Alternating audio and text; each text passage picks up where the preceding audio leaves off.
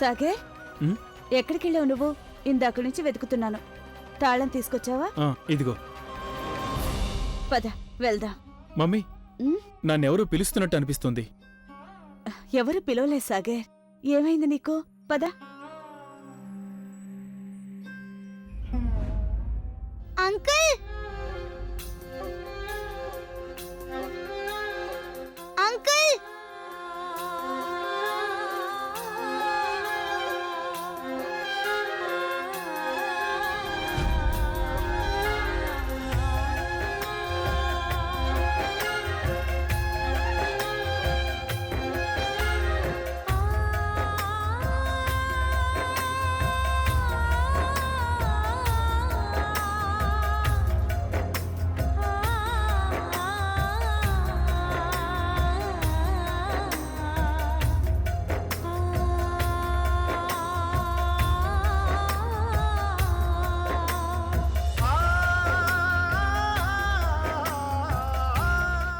Uncle, మీరు కూడా తాళం తీసుకున్నారు అంటే మీరు కూడా కృష్ణయ్యని ఏదో అడగాలని వచ్చారు.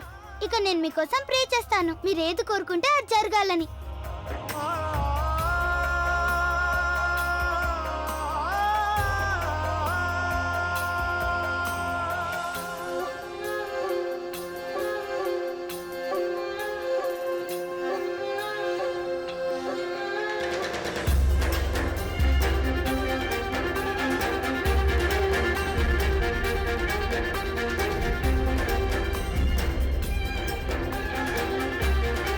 ఇక చూడండి, మా నాన్న నాకు చాలా తొందరలో దొరుకుతారు.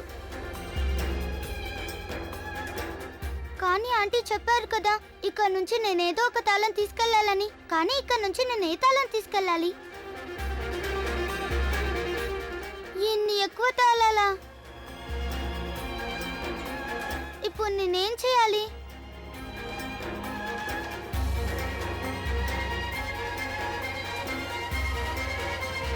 ఇన్ని ఎక్కువ తాళాలున్నాయి. ఏం తాళం తీసుకెళ్ళాలి? ఏమీ అర్థం కావడం లేదు. ఇక కృష్ణయ్య, నువ్వే నాకు హెల్ప్ చేయాలి.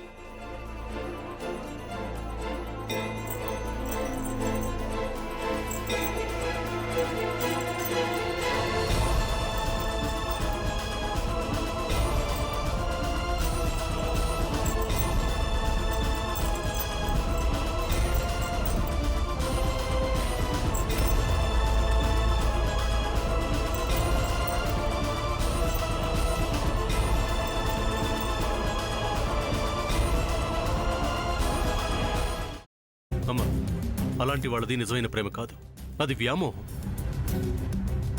ఎగ్జాక్ట్లీ చిన్నత్త. నిజంగా ప్రేమించుకున్న వాళ్ళు అలా చేయరు. ఎంత మనసు విరిగిపోతే కన్న కూతుర్ని పట్టుకొని మా దృష్టిలో చచ్చిపోయా ఉంటుందా తల్లి? అది సరే అమ్మా, తన కూతురుతో తన మాట అనేటప్పుడు ఆమె మాటల్లో వ్యథ, కళ్ళల్లో బాధ గమనించావమ్మా? పెద్దబాబుకు బర్త్డే విషెస్ చెప్పు కూడా వెళ్ళాం కదా. ఊరికే ఎలా కాలిపోతుంది? మంట పెడితేనో పడితేనో తగలబడుతుంది.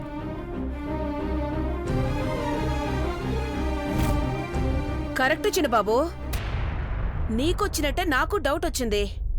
పార్వతే షర్టును తగలబెట్టిందనుకుంటా.